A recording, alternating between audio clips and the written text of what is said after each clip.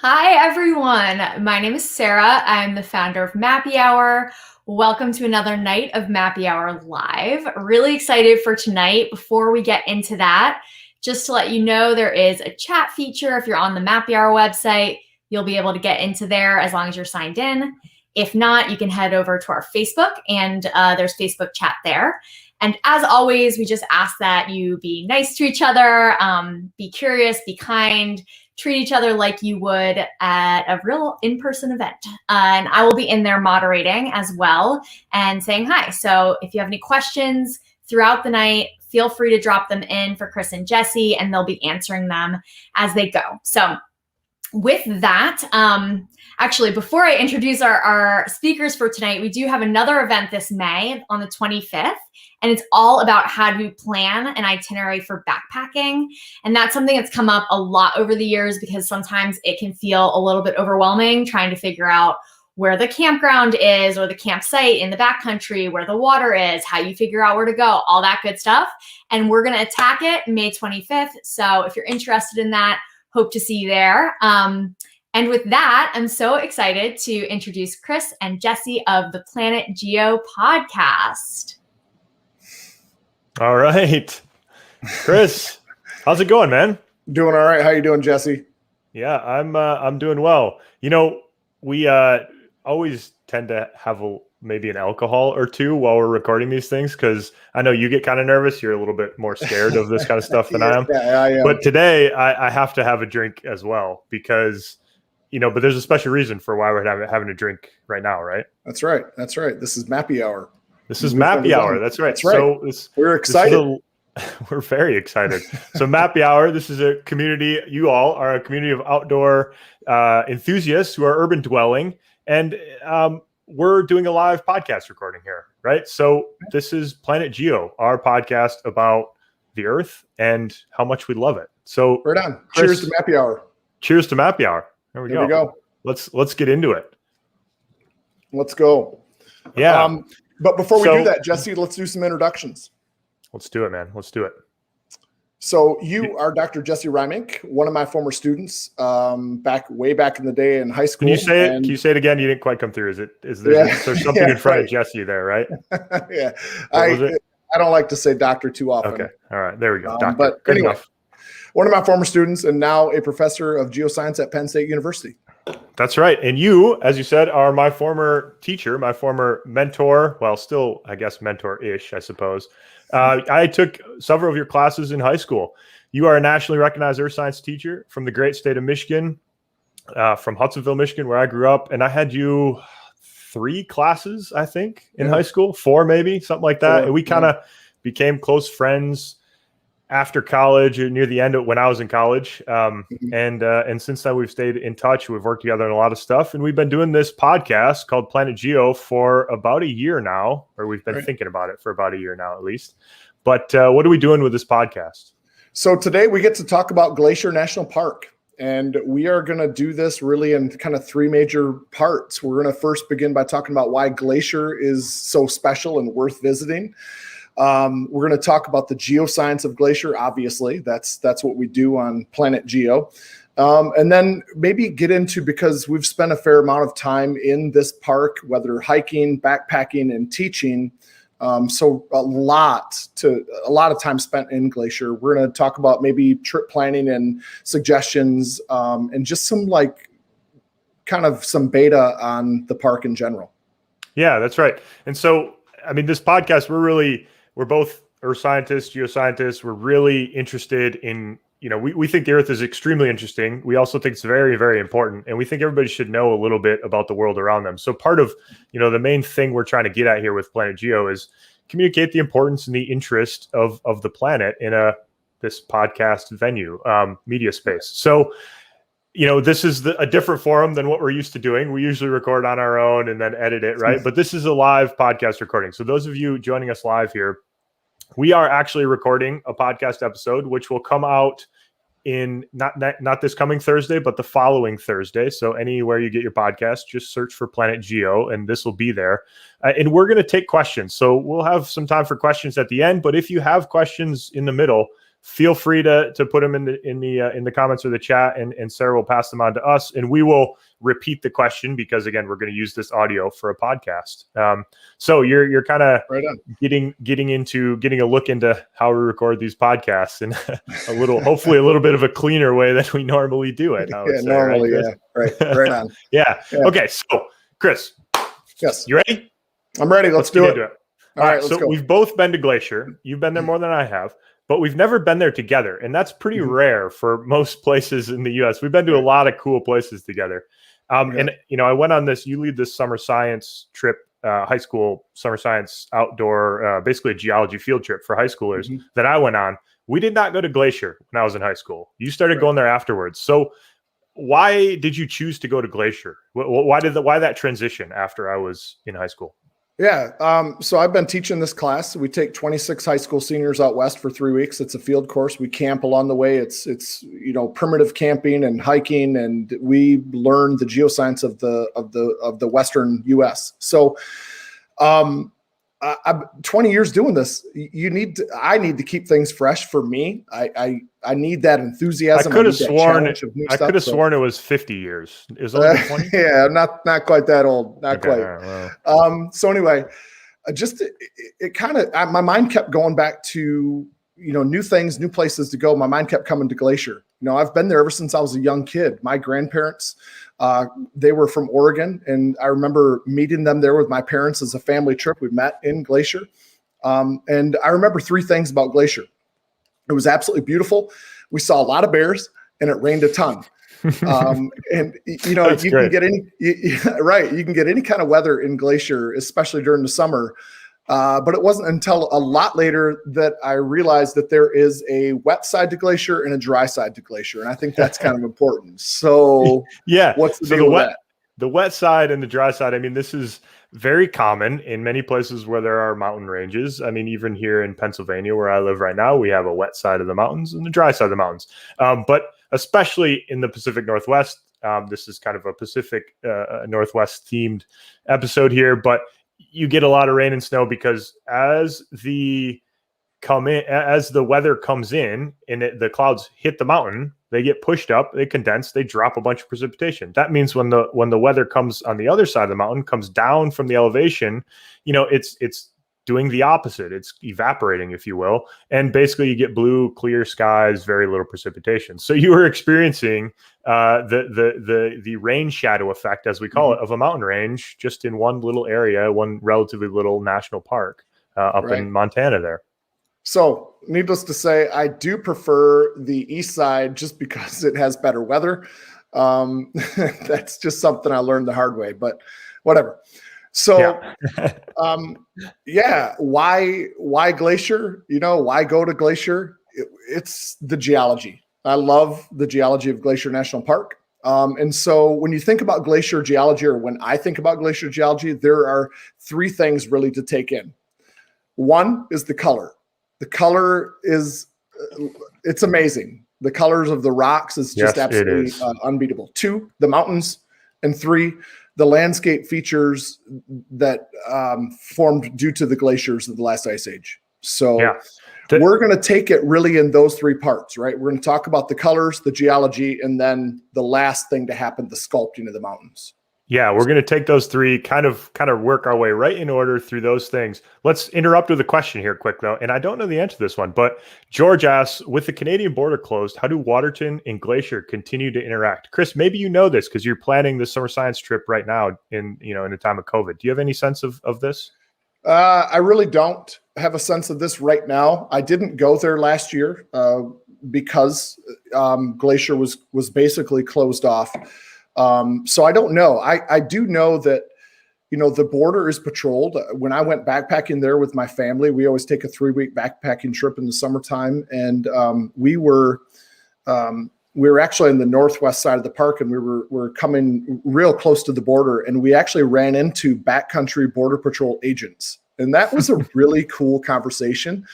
They stopped us and asked us questions. Had we seen anybody suspicious and all that kind of stuff, and then we just kind of small talk with them for a while. But I don't know how they're interacting currently. Yeah. No idea. I don't know either, but this is a good way to give a shout out to all my Canadian friends, because Glacier National Park, that's the American side, and Waterton is basically the same national park, same geology, exceptionally stunning as well on the Canadian side of the border. So hey, so let's get into the colors, Jesse. Let's go to the colors. Let's do it. Let's go. The rocks in Glacier have stunning colors. You can see them almost anywhere in the park. You don't have to go anywhere special. The main colors that we see are various shades of red, green, brown, and gray. So Jesse, let's get it going. Start us off with the colors. Yeah, so we're going to start with the red, and they're just stunning. The colors, they just like slap you in the face when you go to Glacier National Park. I remember coming in, Lake McDonald, the valley, driving in. If you're driving in from the west, that's the way I've seen it before, and it's just stunning. I mean, you see these pictures all over the internet of the rocks in the water. You can also see them, the banding red and gray and green banding on the cliff faces. It's just super beautiful. And so let's start off with the reds, the maroons, the purples. Many of the colors are really intimately related to iron, or the way iron is locked up in minerals in the rocks. And the red ones are basically rust. That's effectively what's going on. So when you have iron, when you have mountains that are eroding and the sediment is going into the ocean and being deposited, if there is enough oxygen around and water, that iron will bond with oxygen and form a mineral called hematite. This is Fe2O3 is the mineral formula, and it is the oxidized form of iron, so Fe3+. And you can think of it in Michigan, and in Pennsylvania, we have a lot of our concrete in the sidewalks has some iron-bearing minerals in the concrete mix. Those things, when they're in the concrete, they're exposed to the air and the rain, they start to rust, and you can get these red streaks in your sidewalks of your neighborhood. And that's basically the process that's going on here, except this is occurring when the sediments are being deposited in a stream or in a shallow ocean basin. And so it's just a symptom of oxygen in the atmosphere, water, and iron in solution. And so when that forms, when that precipitates out, forms hematite, which dyes the rocks red. And correct. So we know that this occurs in a relatively shallow water environment. So you're thinking like a beach kind of sediment, or a stream flowing into a river delta system, something like that. So how do we know for sure that happened in a shallow water environment, Jesse? Yeah, so there are keys in the rocks. There are other keys apart from the color that tell us this, and we can look at the sedimentological features. So we can look at sedimentary structures in the rocks that tell us what the water environment was that formed that rock. So things like ripple marks. And Chris, you and I freaking love ripple marks. Well, I do. I'm a big fan of ripple marks. We've driven many miles looking for great ripple marks, and we've had some interactions with different law enforcement officers whilst looking for ripple marks. Yes, but we were right. Good ones. Okay. I was going to bring some from my office to show here, but I forgot that. Yeah. But anyways, ripple marks, this is water going back and forth, and you only really get this in shallow water environments. The deep ocean does not have this wave action that creates these little the ripple mark troughs on it. Mm-hmm. So that's one feature that tells us shallow water environment. And we also get mud cracks where this muddy sediment, wet, it gets wet and it dries out and it shrinks and it cracks and so on. And then there's another really cool rock in Glacier that I want to talk about. It's called a mud chip breccia, and it's all over the place. If you know what to look for this, it's all over really common trails like Grinnell Glacier and Iceberg Lake, this mud chip breccia. And what you're looking at is this. It's when mud dries, the edges of the cracks kind of peel up a little bit like a potato chip. And then when a storm ripped through, it would rip up those chips of mud. But the storm was cared because of the higher energy. It had quartz and other minerals in it, which don't tend to react with oxygen and rust and so on. So you get this white deposit of quartz sandstone with these chips of red mud in them. And it's called a mud chip breccia, which is just a super cool rock and a very specific environment. It just tells a very cool story that's pretty clear. So anyway, it's extremely clear. So these are all in this red sequence of rocks. So we know that they're shallow water environment. We see the red color helps, oxygenated environment. But what about the green colors, Chris? What about those green rocks that make it so stunning, that contrast? Right. So you get these, the reds and the greens that are all stacked up on top of each other. The greens formed in deeper water. And in the deeper water, it's what many of you in the audience will probably know from chemistry class way back when, redox reactions, oxidation reduction reactions. And the green was a reducing environment. Because there was a lack of oxygen, the iron that was brought to this water couldn't combine with oxygen. So it was looking for other things to bond with. And the only thing that was there were silicate minerals. And so it would bond to this SiO4 silicate, that's not important, but the silicate structure, and form common minerals like hornblende and biotite and some other minerals, which are like dark colored black in color. But these minerals, biotite and hornblende, are not as stable as hematite is. And so as these rocks got buried and subjected to higher temperatures and pressures, they turned into a very common mineral called chlorite. And chlorite is this really pretty green colored mineral, and it just kind of smeared and stained the whole rock green. So the reds and the greens is really this interaction between rising and falling seas, where the reds sea level was shallower and it was exposed to free oxygen from the atmosphere, as indicated by the ripples and the mud cracks. And the greens were these deeper waters when sea level would rise and it wasn't exposed to as much oxygen. And so other chemical reactions took place and it reduced the rocks into chlorite. So yeah, and it's really interesting. The sea here, or the former ocean that we're talking about, it's in the middle of a continent, right? So it's kind of a different environment in some ways than what it is today, obviously, because it was underwater. But it's what's called these Epiric Seas, which are seas that flood the interior of the continents, which we don't really have great modern analogs for at the moment. There are a few, but not many. They're not very common. That's because the ocean level is relatively low today compared to back in time. So oceans were a little bit higher back in this time period, flooded the continents. We have these very interesting, kind of unique settings on the Earth. But so, Chris, what about the tan and brown rocks? We talked about these. There's a couple more colors. We hit red, we hit green. What about the tan and brown ones? Yeah, so the tan and brown rocks are a little bit deeper yet. And this is where we get this like warm, shallow marine sedimentary rocks deposited that were our limestones and dolostones. And they're dark gray rocks on a fresh surface. So if you took a hammer and broke one open, it would be like dark gray color, but at the outside of it is stained brown. Go ahead. So, carrying a hammer, most of you don't hike with a hammer. Us geologists, we're loath to go out without a hammer, I would say. I mean, Tess really doesn't like me carrying my hammer around while we're out there and banging chips off rocks. But we have to do it because sometimes we have to see the inside of the dang rock, right? That's a really good point, because I just rolled right through that. And you just skipped over it like it's totally normal. But no, as a geologist, you got to have your hammer with you, man. I mean, come on. All right. So anyways, around the hammer, you can bash the rock, figure out that it's brown inside. But the outer part of these rocks, these limestones and dolostones, these rocks have some iron in it too, and it just rusts into this like kind of this beige or tan colored looking rock. And that's what you see until you get a fresh break on it with a hammer or a broken surface that just fell off the wall or something like that. But the cool thing about these two is that these rocks in Glacier contain some of the oldest fossils in the planet. And these are called stromatolites, they're just single cell blue-green algae. So these are photosynthetic organisms that lived in really warm water. They require sunlight. And they are super easy to spot in the park because these organisms, they had colonies and they formed these intricate designs, like they resemble like cabbage heads or stacked construction cones, things like this. And so as you're just walking along the trail, you'll trip over these things, and it's all over the place, intricately designed, like tan and brown, and then sometimes gray, fresh looking rock that has these stromatolite designs in it from these colonies. And it's a lot like, it's like a modern day analogy would be like coral.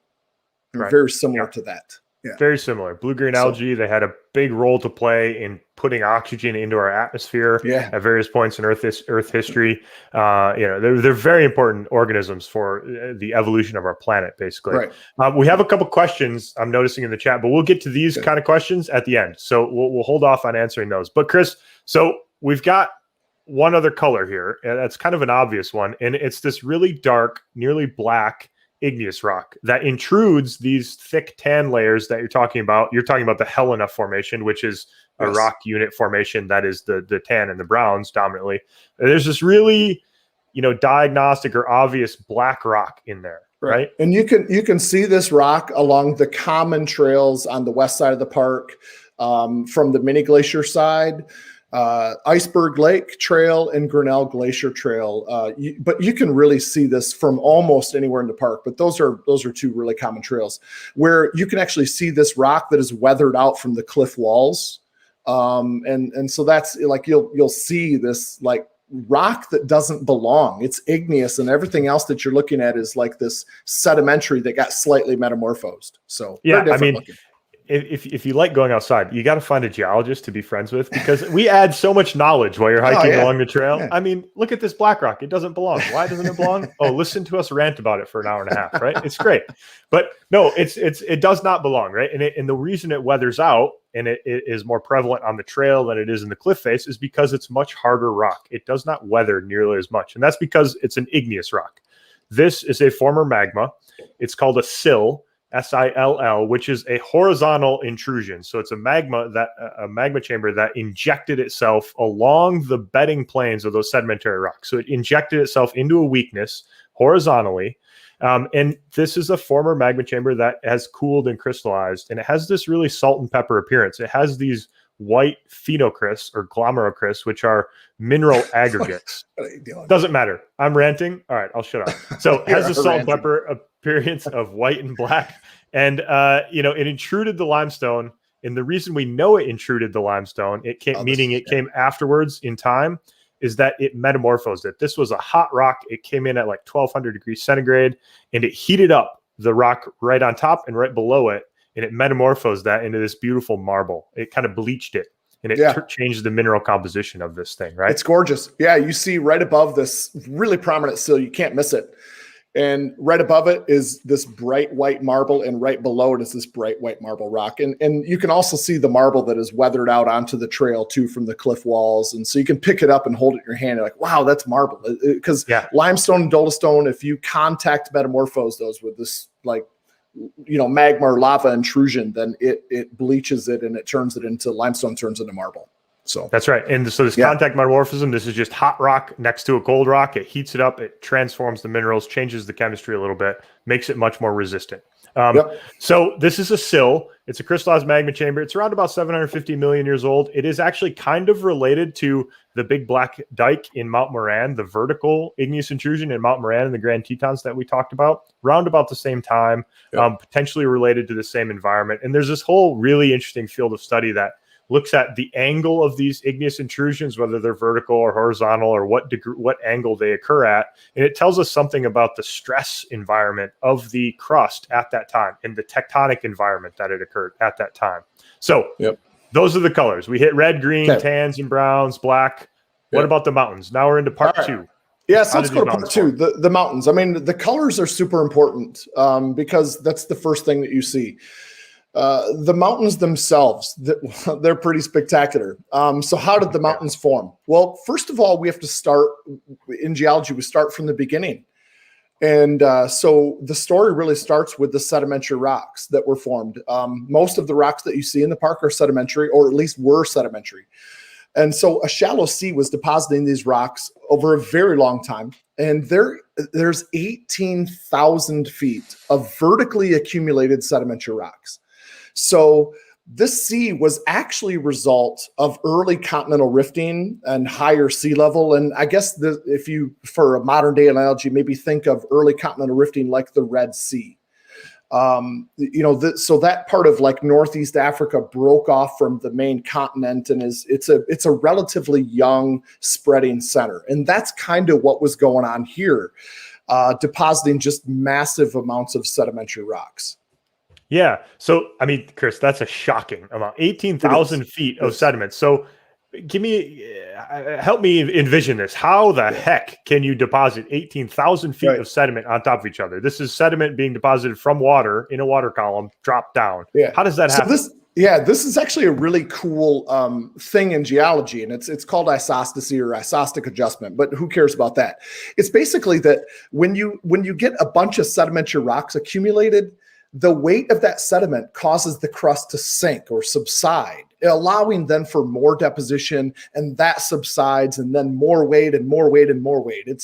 It's kind of like one of these big container ships, that goes back and forth across the ocean. The heavier the cargo is on them, the deeper they sink. And the taller they stand too. But it's just that's kind of how you're allowed to continue this massive amount of deposition, because you think, well, you're running out of room, but not when the crust sinks and subsides down into the softer rocks below. So that's what's going on. So anyway, the long after this deposition, then, so plate tectonics began. I mean, where we're at in the story right now, tectonics hasn't even begun yet. But now tectonics begins to influence the area and we know this because sedimentary rocks are laid down flat, and the rocks in Glacier are not flat. So let me interrupt here. Tectonics, we're meaning plate tectonics, which is plates moving around. If you're new to PlanetGeo, we have one of our first episodes, which, could be edited a little bit better. We could have done it better, but it covers plate tectonics. So you can go back and listen to that. Anyway, I interrupted.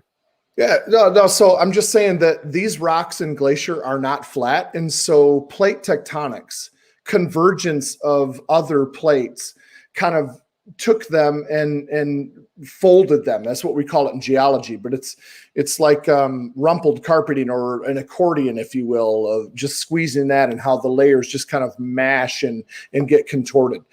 And so this tectonic event is the same event. So the event that formed glaciers, the same event that formed the Rockies that extended from Canada down into northern Mexico. So this is basically, and we're simplifying things here, but that's okay. It's an ocean plate that's subducting beneath the North American continental plate. That's how this all began. That's right.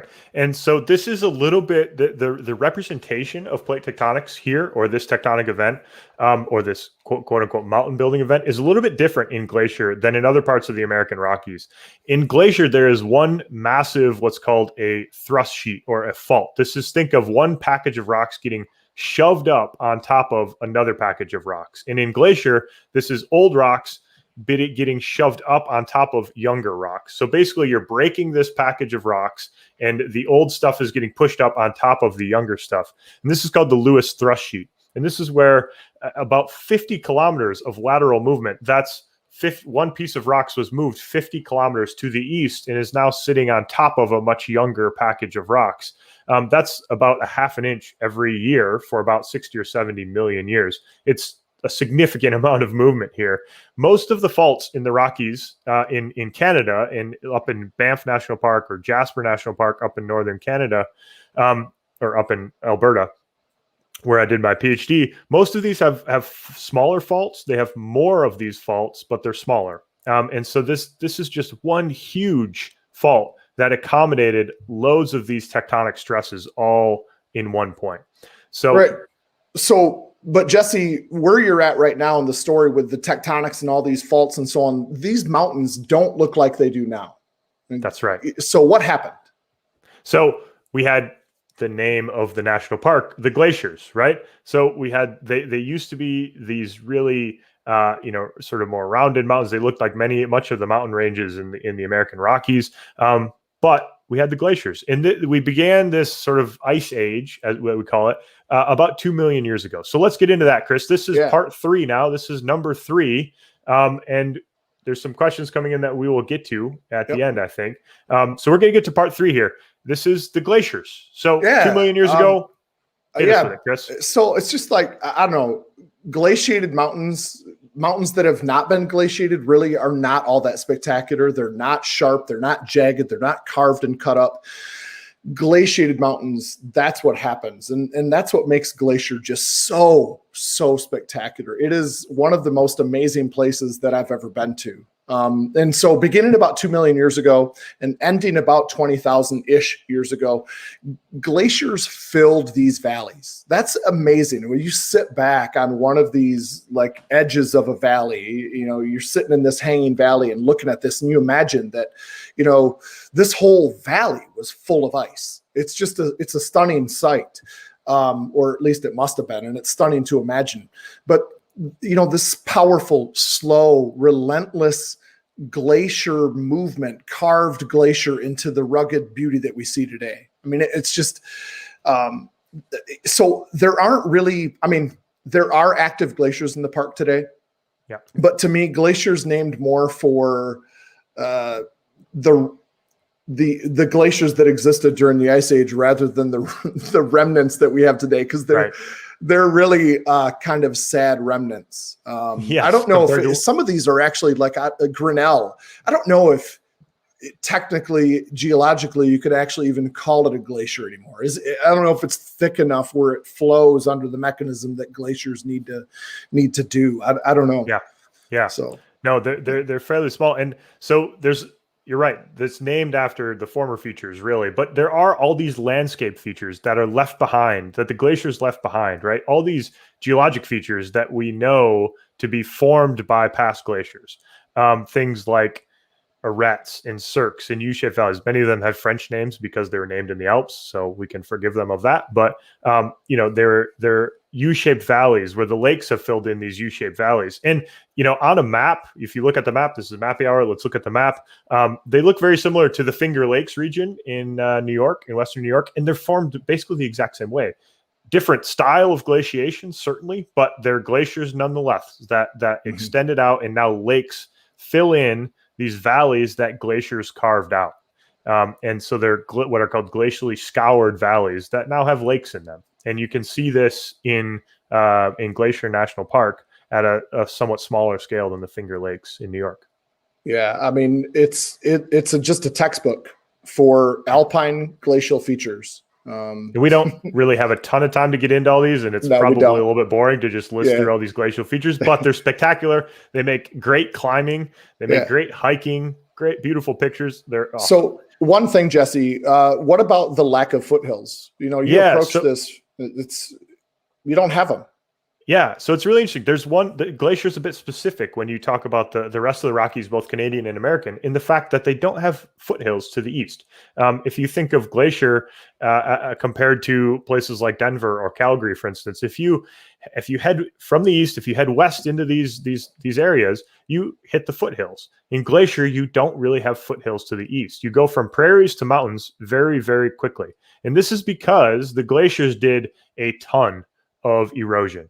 And all that erosion that happened, all the mountains being knocked down by the glaciers, all that sediment much of it was deposited to the east. So it basically just covered up the foothills. The foothills are still there, and they're just buried under all this glacial sediment. So when you drive in, you'll miss foothills compared to Denver driving into the Rockies or Calgary driving the Rockies. You get some foothill action. Here, you don't really get that. Yeah. And that the lack of foothills really makes the mountains stand out. When I think of mountains that have no foothills and no introduction, because that's what foothills are. That's the Tetons. Yep. You know, it's flat, and then it just rises 7,000 feet above the valley floor. And in Glacier's a lot like that. It just very different process though. Very different geologic process. Very different process. Same very feature. Different. Yeah. So, all right, Chris, this is the part 3 now. Last part. Trip planning. People who are thinking about going there, maybe you're on the fence about maybe going to visit Glacier. Chris has been there a ton.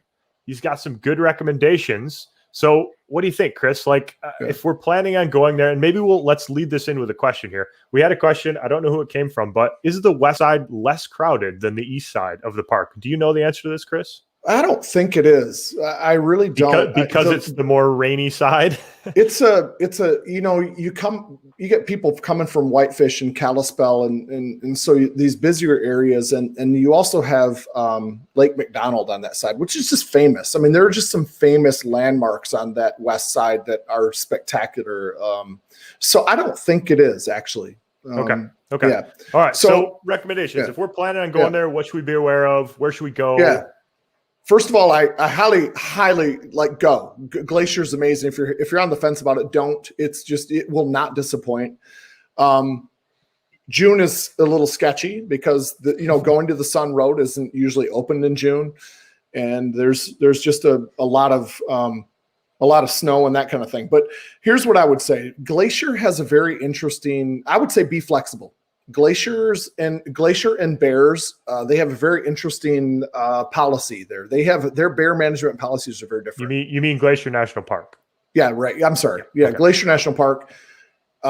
Their management policies are very they'll shut down trails in a heartbeat because there's bear activity on that trail. And it's just I don't get that at other places that are the parks. So you don't get it in Yellowstone or the Tetons or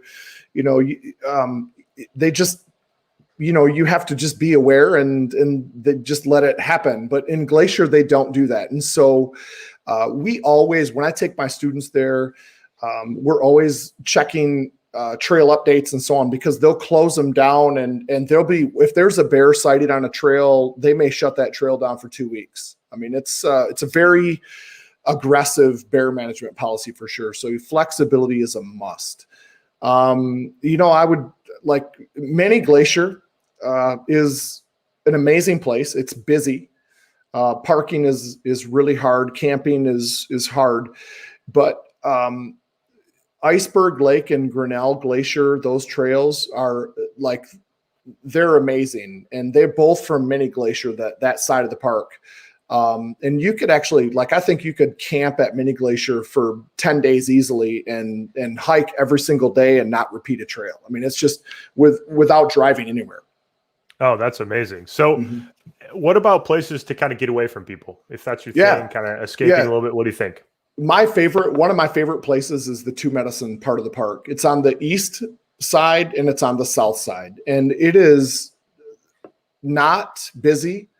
And it's absolutely gorgeous. I don't know why it's not busy, but it's definitely not the busy part of the park, and gorgeous. Okay. Yep. What about, we love ripple marks. You and I, we've chased a lot of them. I've seen some in Glacier, but I've only been to the really popular parts of Glacier, up the going to the Sun Road and stuff. What about some off-piste places to look at some good ripple marks? You got a good hike there or anything like that? Yeah, I think this would be from the Mini Glacier side again, or Mini Glacier area of the park, the northeast part. Swift Current Pass or Swift Current Peak. It's a long, grueling day. It's a 16 to 17 mile hike. And that's out and back. It's not a loop or anything like that. And you go up to this, but it is amazing. It's a 360-degree panoramic of the whole Northern Rockies. And you're up at 8,400 feet above sea level. And you have ripples and mud cracks that high up above sea level. There's a forest fire lookout tower up there. And it's just, it's hard to beat Swift Current Peak. You can just go to the pass if you want, which is awesome. It's still hard to get to the pass. And then to get to the peak is actually grueling, but it's awesome and worth it. And you can take your time. I mean, just make your way up, if it takes an hour, it takes an hour. So cool. To do that last push. Yeah. And I think, as far as seeing the features that we're talking about, I mean, they're freaking everywhere. So the colors, the mountains, the glacier features, they're everywhere. And so any really hike you take, any drive you pick, it's going to be there. You're going to see these three geologic features, and they're going to be obvious, and you're going to be able to appreciate them in most places. Yeah. So with that, I think let's get to a couple questions, Chris. So first off, Ari is asking, do you have any recommendations for books or apps for local geology that are not too advanced? And I know that the Roadside Geology series of books is amazing. So if you just look up the Roadside Geology of Montana, I'm sure they have a whole lot of geological information, including Glacier National Park information. Do you have any other suggestions for? I do. I'm assuming that this question from Ari is specific to Glacier. And so there is a really, really good book. I don't know exactly the title, but if you Google this will be the first thing that comes up, is going to be The Geology of Going to the Sun Road. And it's an amazing book. It's very well written. Diagrams are amazing. That's my top recommendation by far. Okay. That's a great one, because we also have another question that, do you know why the Highway to the Sun Road took so long to build? And I don't know the answer to this. I have a guess. It looks like a road I would not want to build. I'm not a geological engineer. I know a lot of them though, and this looks like a pain in the ass to build, to be honest with you. I mean, that road is stunning. It is on a cliffside. It's like, it's like one of these, roads you see images of from like the Himalaya, where there's like people falling off the cliff and you fall to your death. I mean, this is the road, right? It's insane. It's I can't a imagine trying drive to build for sure. Yep. Totally. Yep. And actually, I have a funny story about this. My friend who grew up in Big Fork, who I visited there many years ago, they had this little thing when they were in high school where they would drive up the Highway to the Sun Road, at dusk, and they would mountain bike down it at night with headlamps on. They would get huge, big beam headlamps on, and they would mountain bike down this thing, and they would just rip down it. I did not get the opportunity to do that. I really wish I could have. That sounds super fun and potentially get in some trouble doing it. But I would guess that it's a really complicated engineering feat and probably ran over budget, but I don't really know why it took so long to build and answer that question. But maybe it's in this book, right, Chris? It's not actually. The book straight up deals with the geology, not the geologic engineering of something like that. But it's just steep. I couldn't do it. I wouldn't. They limit the size of vehicles that can even go on the road. Like I can't take my bus on it with my students. We have to hop off the bus and get on the shuttle. You're not that great of a bus driver. I'm pretty good. Pretty good. So okay. And so also, if there are any backpacking questions, my family, we've done backpacking trips in Glacier. It's just it's amazing place. Yeah. So all right. So another question is, if you could hike in Glacier with any person in history, who would you choose? Chris, why don't you take this and give me a minute to think about this one? Oh, I don't know. Oh, way to put me on the spot, by the way. Thanks for that. No problem. You can't answer that question that fast. I guess, I think hiking in Glacier National Park with John Muir would be amazing. John Muir, who's John Muir for those who don't know? John Muir, he had a heavy presence in Yosemite, and he was interested in everything. He was interested in preserving the lands. He was interested in geology, surveying.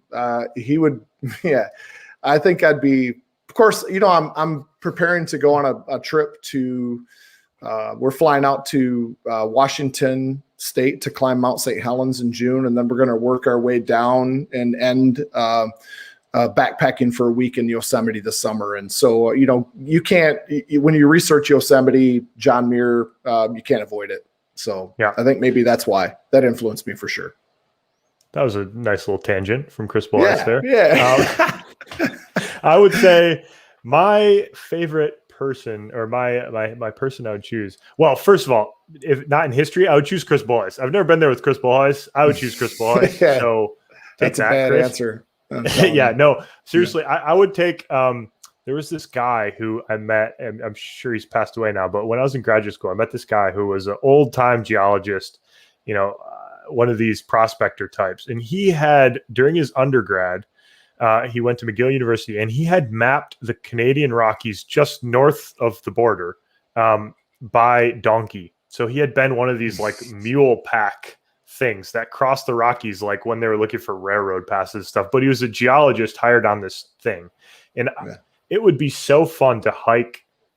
I just met him, and we were on a trip together, but we never did any field work. I would love to go through this kind of, it's the same geology from Glacier all the way up north, basically into the Northwest Territories, same geology all along the Rockies. To walk along that with a guy like that, with that kind of experience, would be super fun to do. Anyway. Yeah, that's cool. So, all right, Chris, this is a question for you for sure. The best 5-ish day backpacking route. Okay. What do you got? I'm going to go with, I'm going to go with Brown Lake to Bowman Lake. It's a loop. And so I'm going with this one for a reason, actually, that's maybe not what one would expect. But we hired a driver who actually was one of my former students who was working in the park. And so we hired her to, we dropped our car off at where we wanted to come out. And then she drove us to the drop-in point, which was Brown Lake. And so we started our hike, and it's amazing. You go, the first day is super easy, and then the second day is not so easy because you go up over Brown Pass. And when we did this, it was maybe the coldest day that I've ever had in my entire life. It was so cold, so miserable, and it was raining and snowing. It was crazy and really high elevation. And then, we come down, and we're supposed to go past this place called Hole in the Wall, which is like this kind of this cirque-like thing, this glacial feature where you have springs just coming out of the wall all over the place. And we couldn't see 5 feet. The fog was just socked in that bad. And then get to camp, and just, I couldn't, we had to set up the tent, and I could barely move my fingers. It was just, but I couldn't see it all, but the next day then, when the sun came up and you could finally see, it was gorgeous. And we finished the whole day. I was like, I think we took 6 days on the whole thing. This is where we ran into the Backcountry Rangers, because you're right along the border, or the Backcountry Border Patrol, talking to those guys, talking to them about their experience with the bears. And, I asked the guy, cause he had his, they had big pistols on too, but they had their bear spray. And I noticed they didn't have the guard on it, and I'm like, hey, you don't have the guard on. He's like, yeah, it's kind of my thing. He said, but, and his partner started to laugh, and he said, yeah, the idiot dropped the thing in the tent the other night, and it dropped upside down and sprayed inside their tent. That's a danger, I guess, but at least he's ready to go. Right. So it was it's beautiful. It was awesome. I did it with my wife and 2 kids, and I guess maybe I'm nostalgic about it, but I love it. Yeah. That's awesome. Yeah. That's Brown awesome. Lake to Bowman Lake. And then, so there's Pole Bridge, Mercantile, and like they have the best pastries on the planet. And it's that's near where that's a good tidbit. It really is. And they have a blueberry beer. And so, you can't go wrong. A blueberry beer? You're going to have to talk me into that one. Wrong. No. So it's right near where you come out at Brown Lake, or Bowman Lake. I'm sorry. Where you come out at Bowman Lake. Pole Bridge Mercantile. You can hire a driver out of there too. I had a contact out of there as well. You can just call the Mercantile, and they'll set that up for you. But amazing pastries, amazing food. They have great beer. And when you come out 5-6 days in, that's what you want, Can't go wrong. That's a good answer, I guess. Yeah. I like the pastries at the end. That sounds well. Nice. I ran into this guy at the parking lot. Right, we came out. We were looking dirty, just nasty, and he was going in for a day, going in for 1 day. And he had this big flask around, like this Daniel Boone flask, and it was full of whiskey. And he's like, "What you guys been doing?" I'm like, "Well, we just came from Brown Lake." And he's like, "What? Do you need whiskey?" And I said, "You are my savior right now." And I took a big pull. Like it was, there you go. Yeah, it was good. Good day. All right, let's hit another question here. What's your favorite non-geology aspect of the park? I know mine. Do you have one, Chris? Why don't you go? Let me think. Okay, I'll go. Mine is the fact that it's this international peace park. I did my PhD in Canada. I was born and raised in Michigan, so I'm an American. But I did my PhD in Canada. Got a lot of close Canadian friends. Visited Waterton, and I think it's a really cool idea to kind of split up this beautiful, or take this beautiful stretch of land that is divided by an international border, and make it into this sort of dual international park. And there's some interesting aspects of that. It also is a dark sky, international dark sky park. It's a World Heritage Site. It's a biosphere reserve. It has all these, interesting things about it. And, the shared, the camaraderie between the Americans and Canadians, sometimes, we're very similar to one another. And I think it's represented here in the park. So that's nice. Yeah. What about you, Chris? That's a tough answer to top, by the way. That's a really good answer. I think that I guess I would say the beauty. You don't have to be a geologist to appreciate the beauty of the park, and it is absolutely stunning. I think that's probably why I went into geology, because I've just always been drawn, my soul, it's in my bones to get out and to climb and to backpack and to hike and to just like feel the planet. I love this place, and everybody can appreciate the beauty, but being a geologist takes it to a whole nother level because you get to think about other things, I think, But yeah, I think, the question a little bit is flawed. Why think about things that are non-geology aspects? That's my counter to the question. Yeah, that's good. That's good.